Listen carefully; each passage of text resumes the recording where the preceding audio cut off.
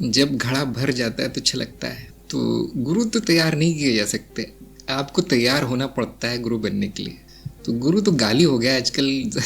मुझे तो बहुत डर लगता है जब कोई गुरु जी कहता है और चरणों में गिर जाता है, तो मैं बहुत डर जाता हूँ, हार्ट अटैक आ जाता है।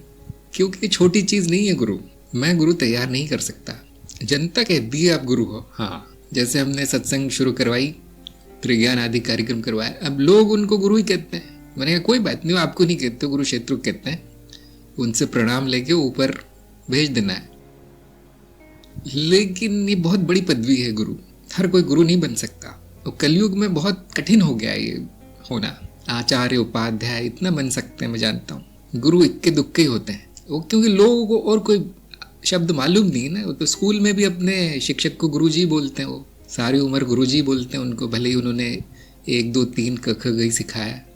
तो मैंने कहा चलो कोई बात नहीं, बहती गंगा में हाथ धोना चाहिए, गुरु बोल रहे हैं तो कर लो इसका उपयोग। और जो भी सिखाता है उसको भारत में गुरु बोल दिया जाता है। लेकिन वो बड़ा शब्द है, बड़ी पदवी है वो गुरु।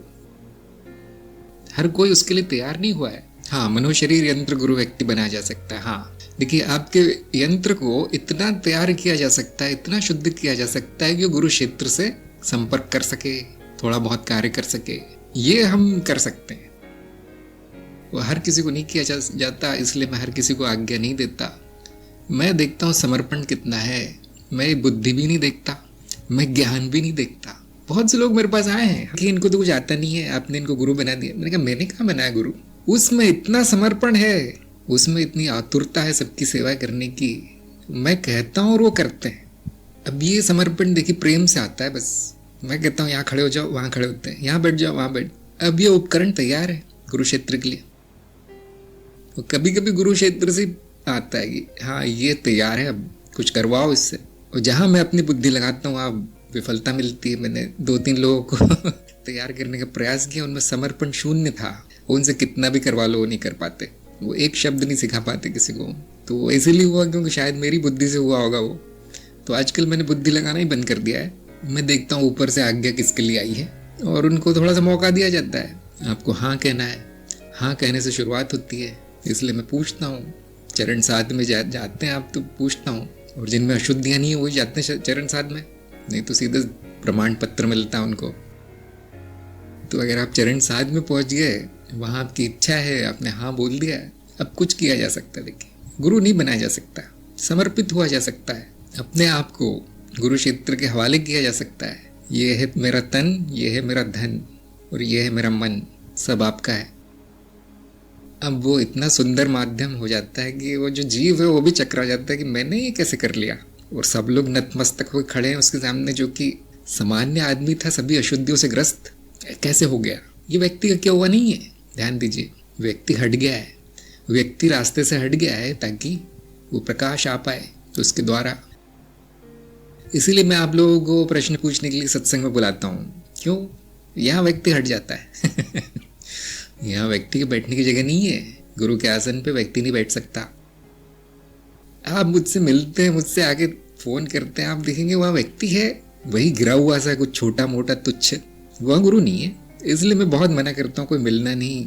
मुझे शर्म आती है कि मैं गुरु नहीं हूँ बताते हुए। गुरु क्षेत्र है और ये सत्संग में प्रकट है। और जब मैं आपके लेख वगैरह पढ़ रहा होता हूँ तो वहाँ भी गुरु क्षेत्र ही होता है, मैं नहीं पढ़ रहा होता।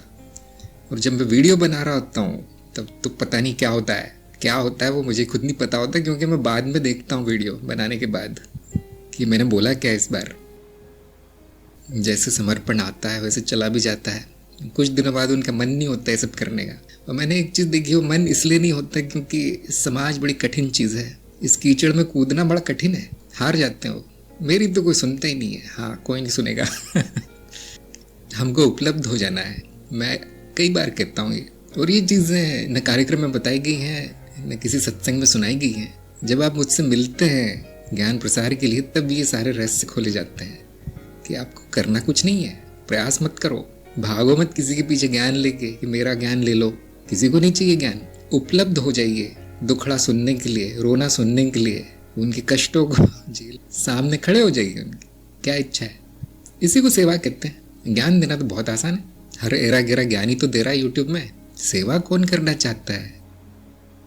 जैसे मैं शिकायत करता हूँ अक्सर, बहुत लोगों ने सुनी होगी शिकायत कि मेरा दिन ज्ञान देने में नहीं जाता। मेरा काम ज्ञान देना 10% है, 90% मेरा काम है वो साधकों को संभाल के रखना, कहीं टूट के गिर न जाए। इतने नाजुक हैं ये लोग, उनको मार्ग में बनाए रखने में मुझे परेशानी होती है, ज्ञान देने में नहीं होती। वो सब दिया जा चुका है, आप जानती, कार्यक्रम में खरी खरी सुना दी गई है, जाओ देखो। इसलिए वो गुरु का कार्य नहीं है। गुरु का कार्य करुणा है, प्रेम है। इसलिए गुरु शब्द इतना बड़ा है कि व्यक्ति नहीं बन सकता गुरु। हाँ, आध्यात्मिक ज्ञान कोई नहीं चाहता।